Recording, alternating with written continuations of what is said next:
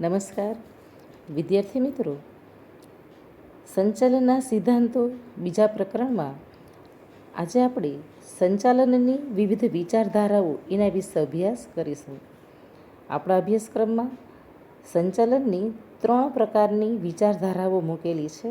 પહેલી પ્રશિષ્ટ વિચારધારા, બીજી નવપ્રશિષ્ટ વિચારધારા અને ત્રીજી આધુનિક વિચારધારા. વિદ્યાર્થી મિત્રો, ઘણી વખત ડી વિભાગમાં 3 ગુણ માટેનો પ્રશ્ન પૂછાય. આ 3 સંચાલનની વિચારધારા વિશે સમજાવવાનું કહે અને ઘણી વખત સી વિભાગમાં 2 ગુણ માટેનો પ્રશ્ન પણ સંચાલનની આ 3 વિચારધારામાંથી પૂછાઈ શકે છે. આમ તો કહેવાય છે કે સંચાલનનો વિકાસ ચાલુ સદીમાં ઝડપથી થયો છે. આથી જ સંચાલનની યુવાન વિજ્ઞાન તરીકે ઓળખવામાં આવે છે. સંચાલનના પ્રશ્નોની વિચારણા સંચાલનના ક્ષેત્રના કાર્યકર્તા અનુભવના અર્ક તરીકે થઈ.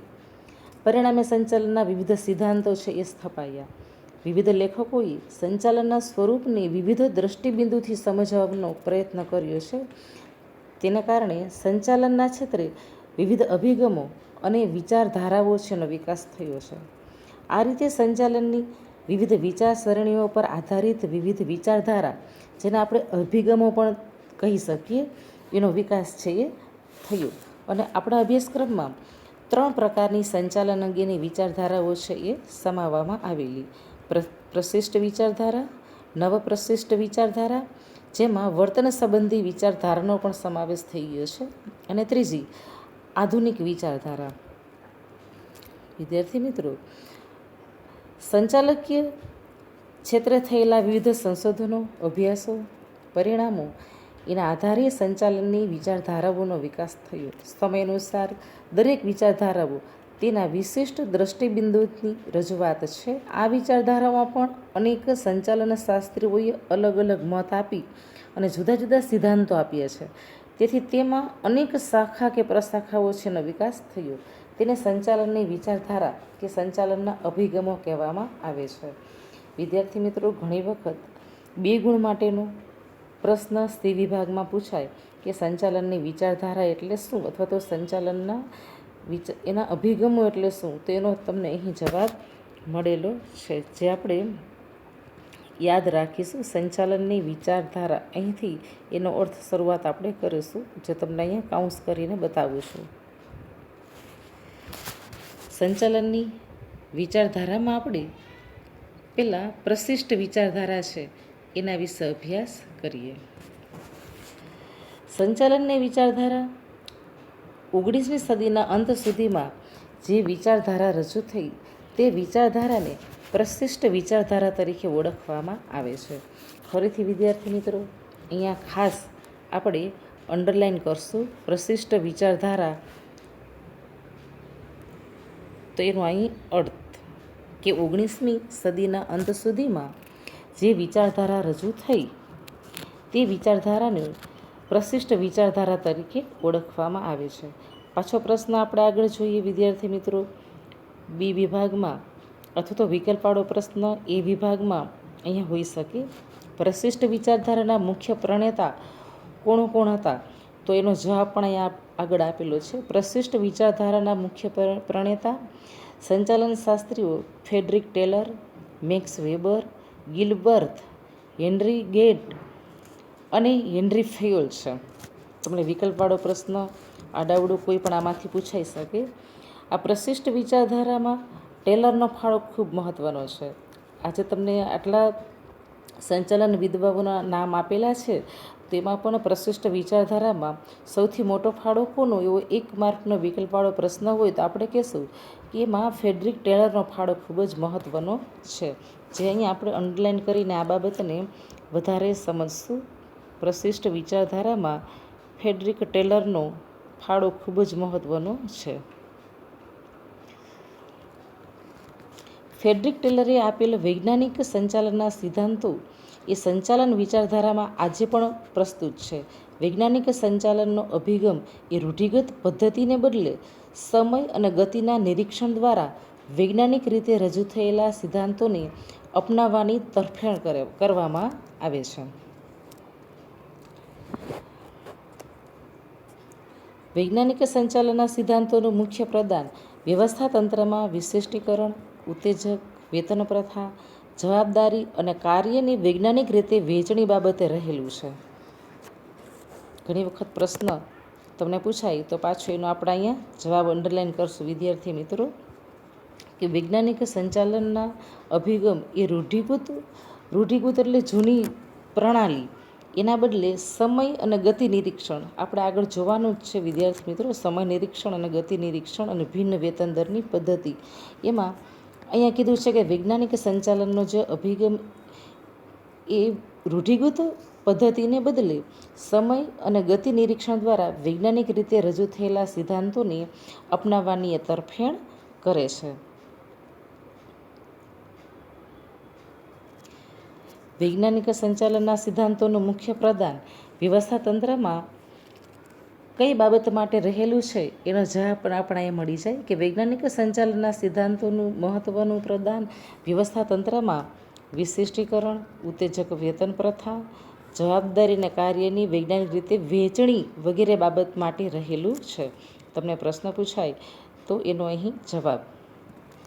પ્રશિષ્ટ વિચારધારામાં હેનરી ફેયલનું પ્રદાન ખૂબ નોંધપાત્ર રહ્યું છે. તેમણે સંચાલનના સામાન્ય સિદ્ધાંતો આપી સંચાલન વિચારધારામાં મહત્ત્વનું યોગદાન આપ્યું. તો એ પણ પ્રશ્ન છે કે પ્રશિષ્ટ વિચારધારામાં હેનરી ફેયલે સંચાલનના સામાન્ય સિદ્ધાંતોની નોંધ કરેલી છે, આપ્યા છે. તેમણે ધંધાકીય એકમમાં વિવિધ કાર્યોની સપાટી નક્કી કરેલી. આપણે ખ્યાલ છે વિદ્યાર્થી મિત્રો, પહેલા પ્રકરણમાં સંચાલનની 3 સપાટી વિશે સમજી ગયા: ઉચ્ચ સપાટી, મધ્ય સપાટી અને નિમ્ન સપાટી. તો અહીંયા ધંધાકીય એકમમાં વિવિધ સપાટી, કઈ સપાટી કેવા કાર્યો કરવાના છે એની પણ અહીંયા ચર્ચા કરેલી છે. આ કાર્યોની મર્યાદા નક્કી કરવાનો પ્રયત્ન પણ કરવામાં આવેલો છે. જુદા જુદા સ્તરે સંચાલકીય ફરજો બજાવવા માટે સંચાલનના સાર્વત્રિક સિદ્ધાંતો એ માર્ગદર્શિકા રૂપે આપ્યા છે. અને આ સિવાય પ્રશિષ્ટ વિચારધારામાં મેક્સ વેબરના અમલદારશાહીના વિચારોનું પણ પ્રદાન રહેલું છે. 19મી સદીના અંત સુધી એ ઔદ્યોગિક ક્રાંતિને પરિણામે ધંધાકીય એકમોનું સ્વરૂપ અને કદ બદલાવા લાગ્યા. વિદ્યાર્થી મિત્રો, ઔદ્યોગિક ક્રાંતિ એટલે ઉદ્યોગો ક્ષેત્રે જે જડમૂળથી પરિવર્તનો થયા, માનવ શ્રમના બદલે યંત્રો દ્વારા ઉત્પાદન થવા લાગ્યું. આવી ઔદ્યોગિક ક્રાંતિ વિશે તમે 8મા 9મામાં અભ્યાસ કરી ચૂક્યા છો. તો એના પરિણામે ધંધાકીય એકમનું સ્વરૂપ છે એ બદલાઈ ગયું. માનવને બદલે યંત્રો દ્વારા ઉત્પાદન થવા લાગ્યું. કદ પણ બદલાવા લાગ્યા. નાના કદમાંથી મોટા કદના કંપની જેવા એકમો છે એ પણ શરૂ થવા લાગ્યા. પરિણામે આ પ્રશિષ્ટ વિચારધારાની કેટલીક મર્યાદાઓ છે એમાં પણ ફેરફાર કરવાની આવશ્યકતા છે એ ઊભી થઈ. તેની મર્યાદામાં મુખ્યત્વે નાણાકીય ઉત્તેજનને વધુ સ્થાન, માનવીય અભિગમને ઓછું મહત્ત્વ તથા અવૈધિક સંબંધોની અવગણના છે. ઘણી વખત તમને પ્રશ્ન પૂછાય તો આપણે યાદ રાખશું કે પ્રશિષ્ટ વિચારધારાની મર્યાદામાં નાણાકીય ઉત્તેજનને વધુ મહત્ત્વ દીધું છે, માનવીય અભિગમને ઓછું મહત્ત્વ અપાયું છે અને અવૈધિક સંબંધોની અવગણના કરવામાં આવેલી છે. વિદ્યાર્થી મિત્રો, વૈધિક અને અવૈધિક સંબંધો વિશે આપણે આગળના પ્રકરણમાં અભ્યાસ કરવાનો જ છે. ત્યાર પછી આપણે જોઈએ નવપ્રશિષ્ટ સંચાલનની વિચારધારાઓ.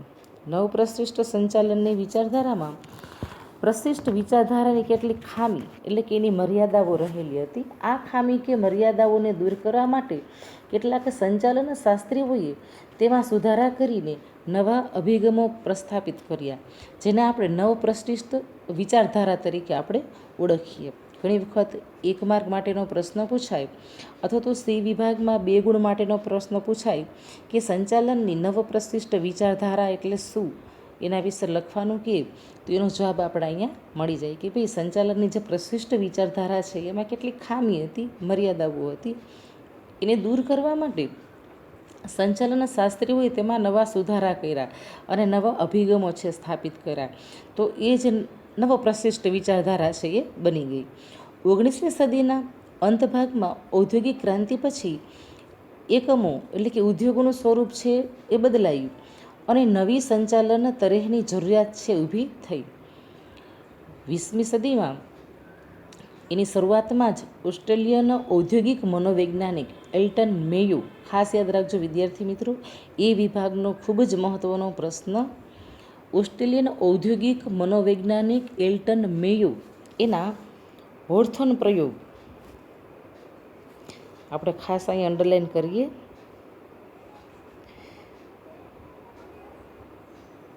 પૂછાય એવો પ્રશ્ન છે 1 માર્ક માટેનો કે એલ્ટન મેયોના હોર્થોન પ્રયોગે આ વર્તનવાદી વિચારધારાને જન્મ આપ્યો છે. યાદ રાખજો, એ વિભાગનો 1 માર્કનો વિકલ્પવાળો પ્રશ્ન ખૂબ મહત્ત્વનો ગણાવી શકાય.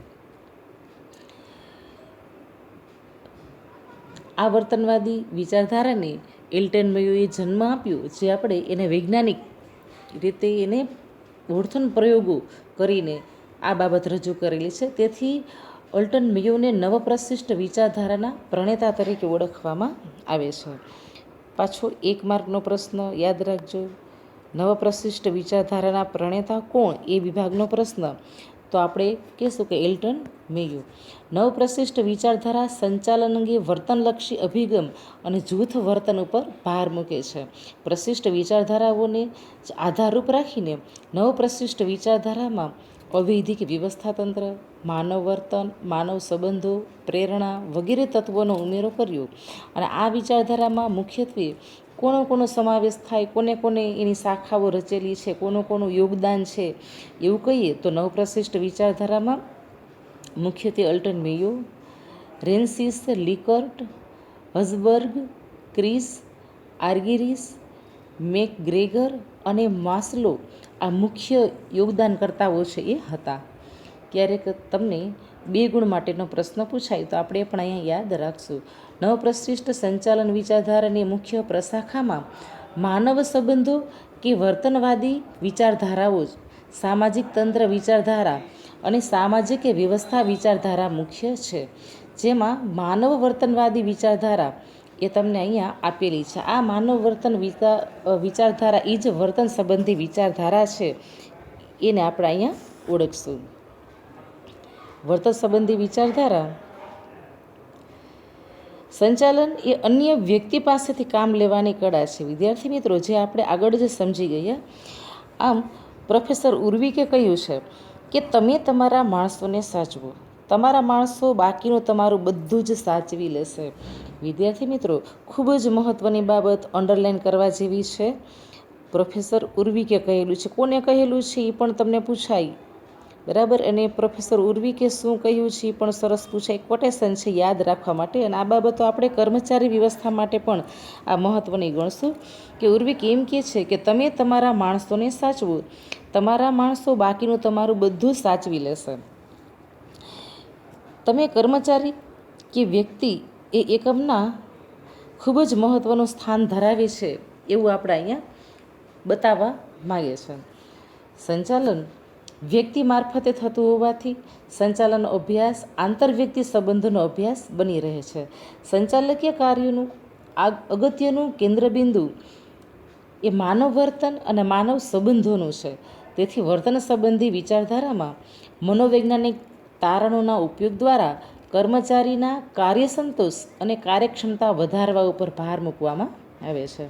વર્તન સંબંધી વિચારધારામાં આંતરમાનવીય સંબંધો, અભિપ્રેરણ, નેતૃત્વ, માહિતી સંચાર પ્રક્રિયા, ઔદ્યોગિક ઝઘડાઓનો નિકાલ વગેરે જેવા ખ્યાલોનો સમાવેશ થાય છે. ફરીથી વિદ્યાર્થી મિત્રો, ખાસ કરીને આપણે અહીંયા સી વિભાગમાં પ્રશ્ન પૂછાય 2 ગુણ માટેનું, તો એનો આપણે અહીંયા જવાબ કોનો સમાવેશ કરવામાં આવે છે. જેમ કે વર્તન સંબંધી વિચારધારાઓ કર્મચારીઓના કાર્યસંતોષ અને કાર્યક્ષમતા વધારવા ઉપર ભાર મૂકે છે. વર્તન સંબંધી વિચારધારામાં આંતરમાનવીય સંબંધો, અભિપ્રેરણ, નેતૃત્વ એટલે કે નેતાગીરી, માહિતી સંચારની પ્રક્રિયા, માહિતીની આપ-લે કરવી, અલગ અલગ સપાટી દ્વારા માહિતી આપવી અને મેળવવાની પ્રક્રિયાઓ, ઔદ્યોગિક ઝઘડાઓ કે માલિક અને મજૂર વચ્ચેના ઝઘડાઓનો નિકાલ કરવો વગેરે જેવા ખ્યાલોનો સમાવેશ કરવામાં આવે છે. આ બાબત ખાસ અહીંયા યાદ રાખવા જેવી છે. આ અભિગમ વધુ પડતો મનોવૈજ્ઞાનિક હોવાથી તેમાં આર્થિક પરિબળની ક્યાંય અવગણના થઈ હોય એવું પણ જણાય છે. ઉત્પાદકતાના ભોગે માનવ સંબંધોની જાળવણી થઈ શકે નહીં એવું કેટલાક લેખકોને તાર્કિક એનું આ વિધાન છે. તેથી આ અભિગમની આ મુખ્ય મર્યાદા પણ ગણાવી શકાય. ફરીથી વર્તન સંબંધી વિચારધારાની મુખ્ય મર્યાદા કઈ, તો આપણે કહીશું કે અહીં મનોવૈજ્ઞાનિક બાબત છે, અભિગમ ધરાવે છે વર્તન સંબંધી વિચારધારા, એમાં આર્થિક પરિબળની અવગણના થઈ છે. એટલે કે ઉત્પાદકતાના ભોગે માનવ સંબંધોની જાળવણી થઈ શકે નહીં, આ એની મર્યાદાઓ છે, આપણે એવું કહી શકીએ. ત્યાર પછી જોઈએ આધુનિક વિચારધારાઓ. વિદ્યાર્થી મિત્રો, ઈસવીસન 1960 પછી ઔદ્યોગિક અને ધંધાકીય એકમોના સ્વરૂપમાં પરિવર્તન આવ્યું. પરિણામ સ્વરૂપે સંચાલનના વિવિધ અને વિશિષ્ટ અભિગમોની જરૂરિયાત છે એ ઊભી થઈ. સંચાલન માત્ર એક ધંધાકીય એકમનું ક્ષેત્ર ન રહેતા સંચાલકોનો વિશિષ્ટ વ્યવસાયિક વર્ગ આ સમય દરમિયાન ઊભો થયો. સંચાલનની સાથે મનોવિજ્ઞાન, સમાજશાસ્ત્ર, આંકડાશાસ્ત્ર, ગણિતશાસ્ત્ર અને કમ્પ્યુટર ઇન્ફોર્મેશન ટેકનોલોજીના ઉપયોગની પણ આ વિચારધારામાં હિમાયત કરવામાં આવી છે. આ વિચારધારામાં મહત્ત્વનો ફાળો કે પ્રદાન આપનાર Koontz, O'Donnell, doctor George R Terry જેવા સંચાલન શાસ્ત્રીઓએ પોતાનું પ્રદાન આપેલું છે. વિદ્યાર્થી મિત્રો, ઘણી વખત તમને પ્રશ્ન પૂછાય કે આધુનિક વિચારધારામાં એનું પ્રદાન કોને આપેલું છે, તો એનો આપણે અહીં જવાબ આપી શકીએ કે આધુનિક વિચારધારામાં Koontz, O'Donnell, doctor George R Terry એ પોતે સંચાલનનું વધારે એના માટે પ્રદાન આપેલું છે.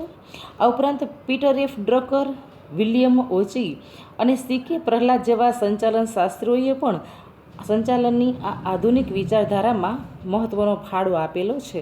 ક્યારેક વિકલ્પવાળો પ્રશ્ન પણ તમને પૂછાય કે સંચાલનની આધુનિક વિચારધારામાં મહત્ત્વનો ફાળો આપનાર વિકલ્પો આપેલા હોય તો આપણે કહીશું કે સી.કે.